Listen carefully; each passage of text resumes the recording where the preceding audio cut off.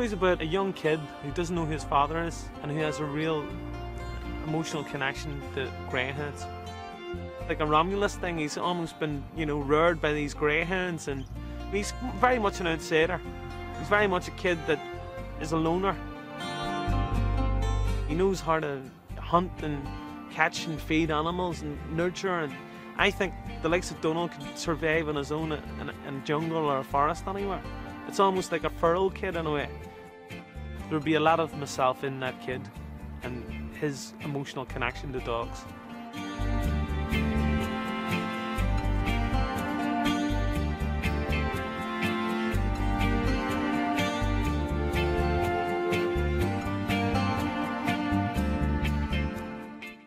Saying he wanted to do it. What do you call him? The mighty Celt. Ah, the mythical Irish warrior. Cuchulainn. Same one. How did you know that? I know a lot of things, I do. Although, which is Robert Carlyle, who returns to the fold after 10 years of being away.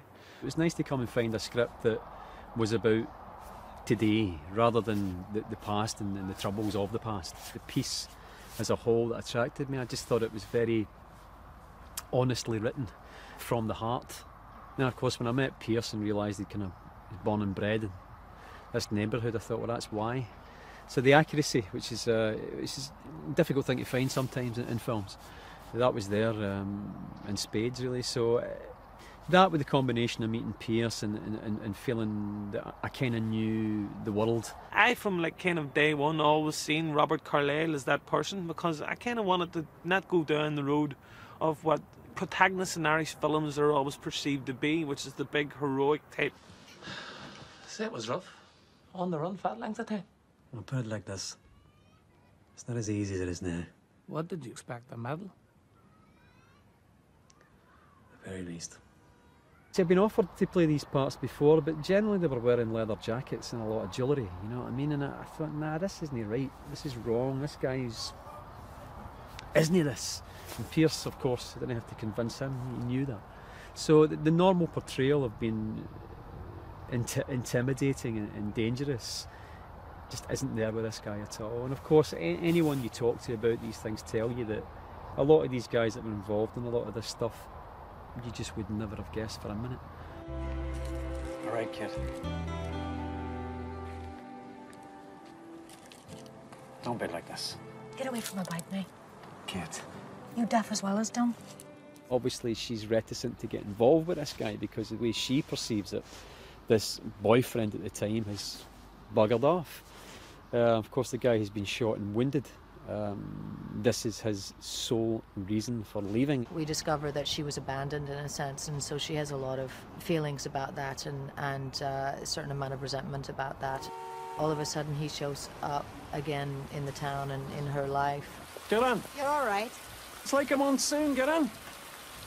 I don't need you. Jesus, kid. It's a lift's all it is.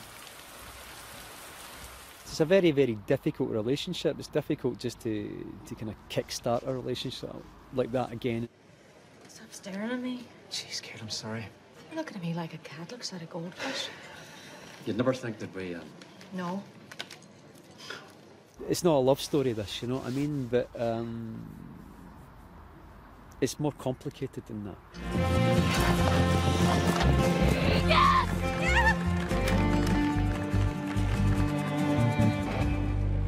I've been involved in good, you know, good experiences with children and not so good at times. And generally the not so good ones is because they get kind of used to it, you know what I mean? They get kind of used to being a wee bit pampered and maybe having people offering them cups of tea and coffee and putting jackets over them and stuff like that. And they can tend to get a wee bit, as we say in Scotland, a bit gallus about the whole thing. But this wee kid, you know, just none of that at all. There's none of that from him. He's got exactly the right manner.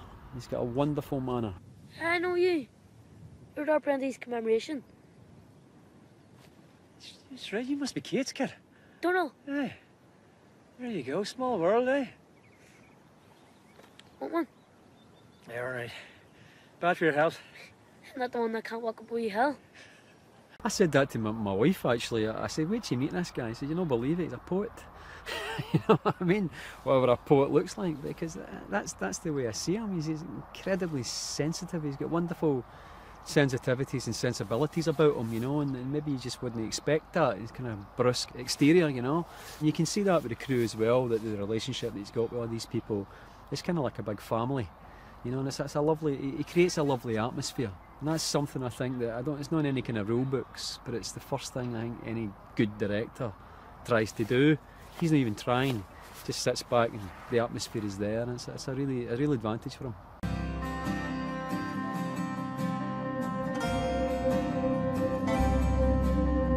I think it's something that should appeal to a very broad audience. Great performances and great characters. To quote one of the famous politicians, it's an imperfect piece, but it's a piece.